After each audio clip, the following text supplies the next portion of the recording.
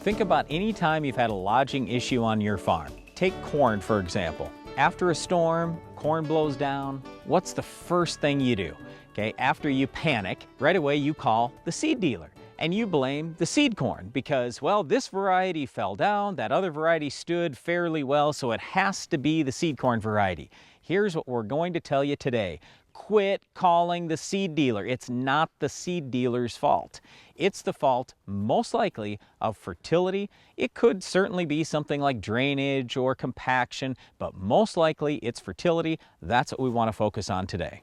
You know, the big thing for me, whenever there's a problem on the farm, I just want to figure out what happened and what can I do? What action can I take so things don't happen again? Now, you may say, well, that's what I'm doing with the seed dealer. I'm going to make sure I don't plant that hybrid. Guess what? 3 years from now, that hybrid's gone anyway.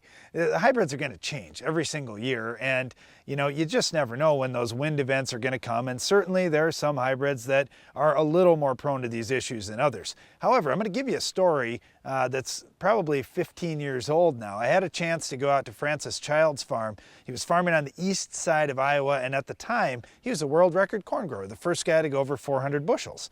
Well, on the way across the state of Iowa that year, the most popular hybrid planted in the whole state, well, it didn't have the best stalk. And they had a big windstorm in late August, and I saw lots of fields with a sign at the end of the field, proud to show they had this great hybrid out there. Well, it had blown over. So it was either leaning or laying flat all the way across the state of Iowa.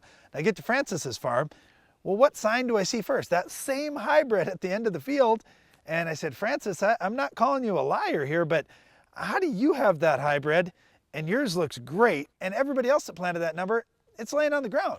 And he said, well, Darren, it all comes down to fertility. And we started talking about fertility on his farm, looking at soil tests, and he was just showing, hey, here's what I've done over the years to build things up so I don't have that kind of problem. All right, so here are 3 nutrients we want you to look at right now, today.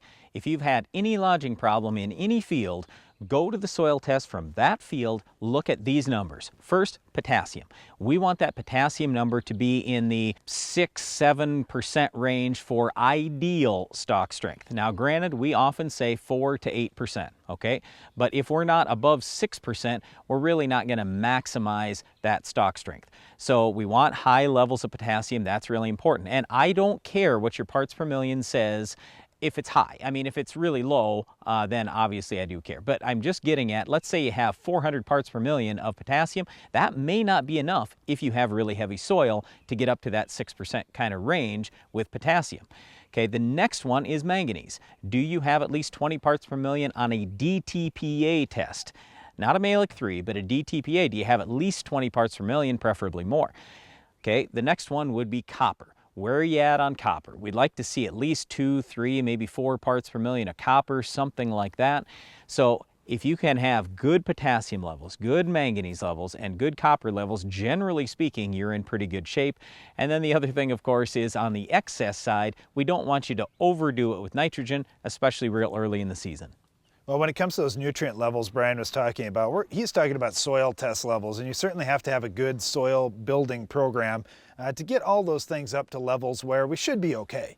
Then we'd really like to see doing some plant tissue analysis throughout the growing season to determine if those nutrients are getting into the plant. And if you see, well, hey, my soil test looks okay, but wow, I'm running way short here on the plant tissue test, something's going on. I've got some kind of problem out in my soil. One of the common problems that we see is soil pH being way off kilter.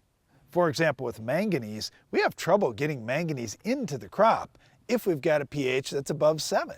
So you may say, well, my pH isn't that high, it's only 7.5. Take a look at some of these micronutrients and see how difficult it is for your plant to find them once we get those pHs out of whack. So when we talk about soils, it really doesn't matter what crop. We've been talking a little about corn today, but no matter what crop you're raising, you've got to get things in balance if you want to be successful on the farm. One last thing I'll mention is plant population. The first time we ever tried 40,000 corn plants per acre, guess what happened? They fell over. What I always tell people is I realize the seed corn companies are telling you, hey, you can achieve higher yields with higher population, and to some degree that's true. But the problem is if your soil's not ready for it, if you don't have the proper nutrients in the soil, So your plants can handle that higher population. You can't go to a higher population. So when we first tried 40,000 population, we had 1.5 to 2% base saturation K. Well, now that we've got 6% base saturation K, I can go to 40,000 and I can still have good standing plants all season long. If we can eliminate lodging in fields across the country, it will make harvest go so much easier and yields be higher. The other problem that I would love to eliminate is weeds like our Weed of the Week. We'll show you how to stop this tough weed coming up later in the show.